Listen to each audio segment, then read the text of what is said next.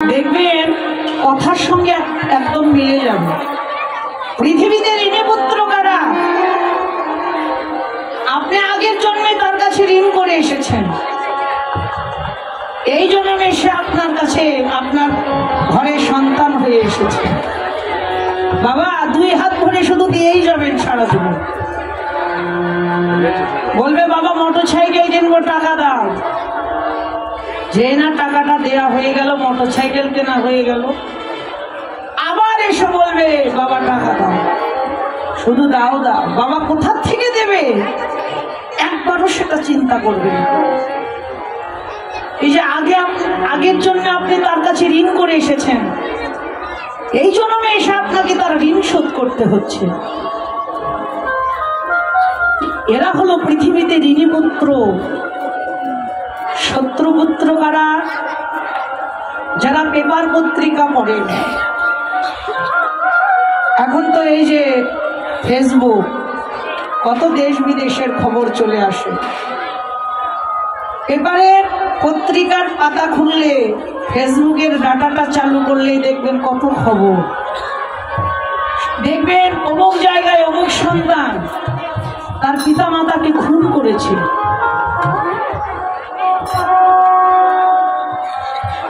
যে সন্তান তার পিতা মাতাকে খুন করতে পারে, কত খবর। কিছুদিন আগের ঘটনা আমাদের নওগাঁ জেলা, আমাদের পার্শ্ববর্তী জেলা নওগাঁ। সন্তান মাকে খুন করে ডিপ ফ্রিজে রেখে দিয়েছে। যে সন্তান পিতা মাতাকে খুন করতে পারে তারা জগতে শত্রু নয় তো কি? এরা হলো পৃথিবীতে শত্রুপুত্র। পিতৃপুত্র কারা? আপনাকে ভালোবাসবে, আপনার শ্রদ্ধা করবে,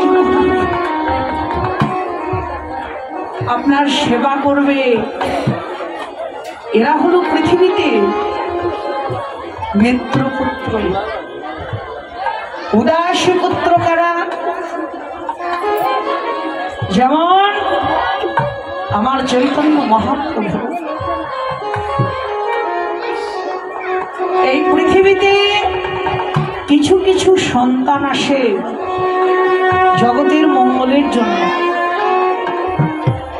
কিছু কিছু সন্তানের জন্য পৃথিবীর মঙ্গল হয়। যেমন ভক্ত প্রহ্লাদ, ভক্ত ধ্রুব। কিন্তু কৃষ্ণ ভক্ত সন্তান পাওয়া সেটা কি আর মুখের কথা গো মা? সব গর্ভে কি আর কৃষ্ণ ভক্ত সন্তান জন্ম গ্রহণ করে? এই পৃথিবীতে যারা রত্ন গর্ভা, যারা রত্ন গর্ভা, সেই গর্ভেই তো কৃষ্ণ ভক্ত সন্তান জন্মগ্রহণ করে।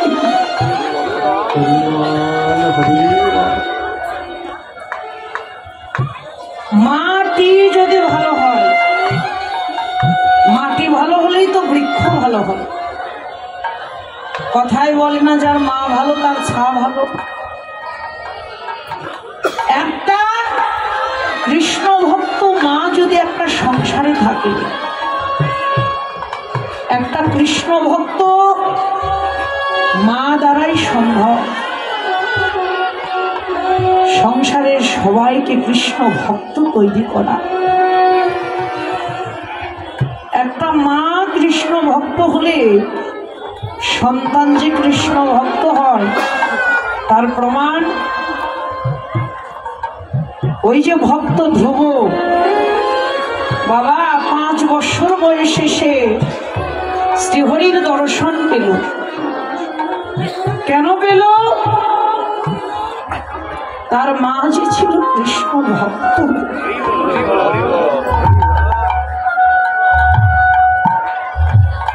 মা কৃষ্ণ ভক্ত হলে যে সন্তান কৃষ্ণ ভক্ত হয়, এটা হলো তার প্রত্যক্ষ প্রমাণ। ছোট্ট ধ্রুব যখন পিতার কোলে বসতে গেল, পিতা। ধ্রুবের দুটো মা ছিল, সুনীতি আর সুরুচি। ধ্রুবের ছোট মা বিমাতা। সুরুচি দেবী যেই না উপানন্দ সেনের কোলে ধ্রুব বসেছে, বিমাতা এসে ঘাট ধরে নামিয়ে দিয়েছে। ঘাট ধরে নামিয়ে দিয়ে ঘাড়ে ধাক্কা দিয়ে বলছে, যা ওই জঙ্গলে গিয়ে হরি হরি বলে মর, হরি হরি বলে মরে আমার গর্ভে জন্ম নিস, তবেই তুই তোর পিতার কোলে বসতে পারবি। ছোট্ট ধ্রুব 5 বছর বয়স, কাঁদতে কাঁদতে মায়ের কাছে এলো। মায়ের কাছে এসে মায়ের গলা জড়িয়ে ধরে বলছে, মা দেখেছো, পিতার কোলে বসতে গেলাম, বিমাতা নামিয়ে দিল। মা কেমন হতে হয় দেখে। ধ্রুবের মা বলছে, ও ধ্রুব, বিমাতা পিতার কোলে বসতে দেয়নি তো তাতে কি হয়েছে? এই পিতা তো সেই পিতা নয় রে বাপ, এই পিতাই তো আসল পিতা নয়। আরো একটা পিতা আছে, সে হলো বিশ্ব পিতা। অথবা একবার যদি বিশ্ব পিতার কোলে বসতে পারিস, এই পৃথিবীর কোন শক্তি নেই যে তোকে নামিয়ে দেয়। ছোট্ট শিশু, 5 বছরের শিশু মায়ের গলাটা জড়িয়ে ধরে বলছে, মা কোথায় গো মা আমার সেই বিশ্ব পিতা? বলছে, ধ্রুব, তাকে পেতে হলে তাকে যে ডাকার মতো ডাকতে হয়নি। তুই যদি তাকে যদি তুই ডাকার মতো ডাকতে পারিস, তবে বিশ্ব পিতার কোলে তুই বসতে পারবি। শিশু বয়সে মানুষের মনটা এত নরম হয়। একটা কাঁচা মাটির দলা আপনি যা তৈরি করতে চাইবেন তাই তৈরি করতে পারবেন, কিন্তু ওই মাটির দলাকে যদি পোড়ানো হয়, যা তৈরি করতে চাইবেন তাই তৈরি হবে।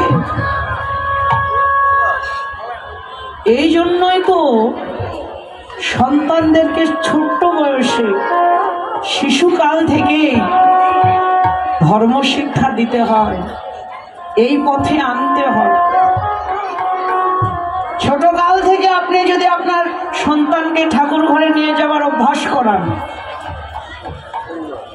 ঠাকুরের চরণে প্রণাম করাতে অভ্যাস করান, তুলসীতে জল দান করার অভ্যাস করান, এই অভ্যাসটা ছোটবেলার থেকেই তার হয়ে যাবে।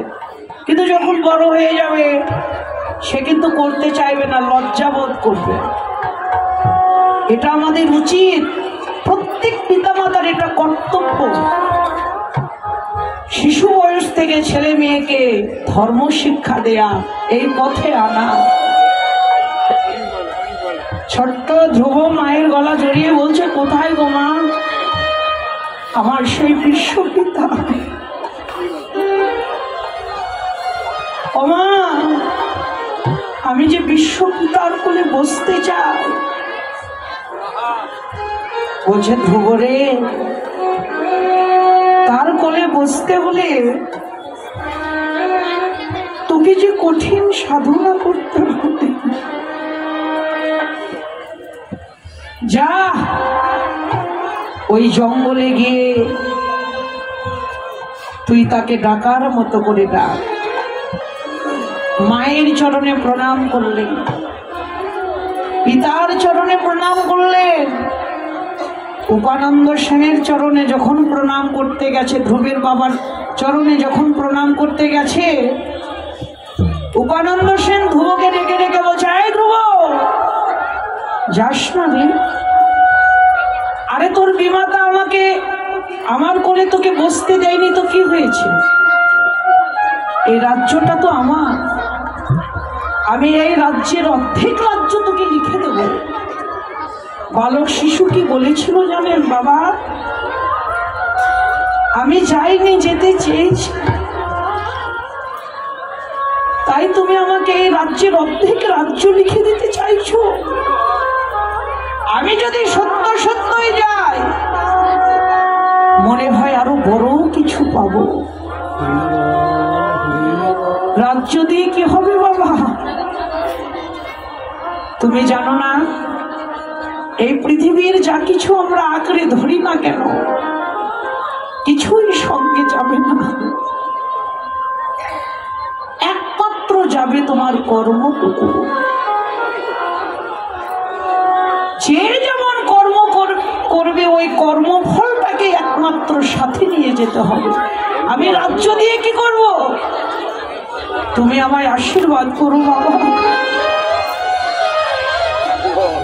আমি যেন বিশ্ব পিতার কোলে বসতে পারি। পিতামাতার আশীর্বাদ মাথায় নিয়ে ধ্রুব বেরিয়ে পড়লেন। গভীর জঙ্গলে গিয়ে এক পায়ে দাঁড়িয়ে ধ্রুব ভগবানের সাধনা করতে লাগলেন। এত ভক্তি, এত প্রেম, এত আবেগ দিয়ে শ্রীহরির স্মরণ করতে লাগলেন। শঙ্খ চক্র গদা পদ্মধারী শ্রীহরি, কৃষ্ণ বাহন গরু, গরুরের উপর চড়ে শ্রীহরি ছুটতে লাগলেন ভক্তের কাছে।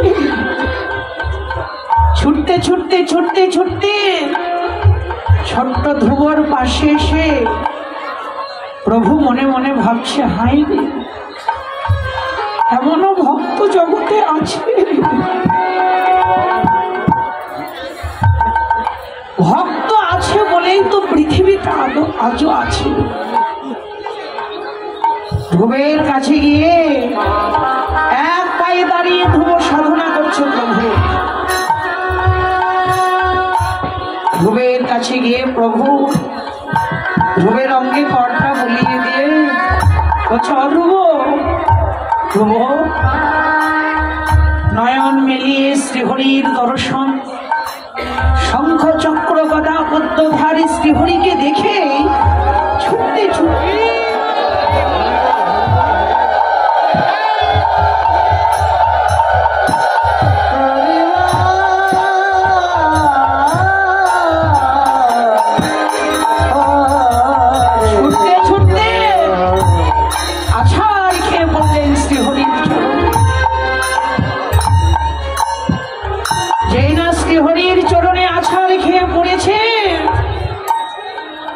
প্রভু বলছে, ধ্রুব, আমার চরণে কেন পেলি? আয়, তুই আমার লক্ষ্যা। তোর না বিশ্ব পিতার কোলে বসবার বাসনা? আয় ধ্রুব, তুই তো ছোট মানুষ, আমার কোলে আয়। অমনি ছোট্ট ধ্রুব প্রভুর কোলের উপর গিয়ে বসে পড়েছে। শাস্ত্রে বললেন, ভক্ত যখন ভগবানের কৃপা পায়, ভক্ত বড় চতুর হয়ে যায়। ভগবানের কোলের উপর বসে পড়ে ভগবানের কণ্ঠটা জড়িয়ে ধরে ধ্রুব বলছে, দয়াময়, একবার যখন এই অযোগ্যকে তোমার কোলের উপর জায়গা দিয়েছ, জায়গা দিয়ে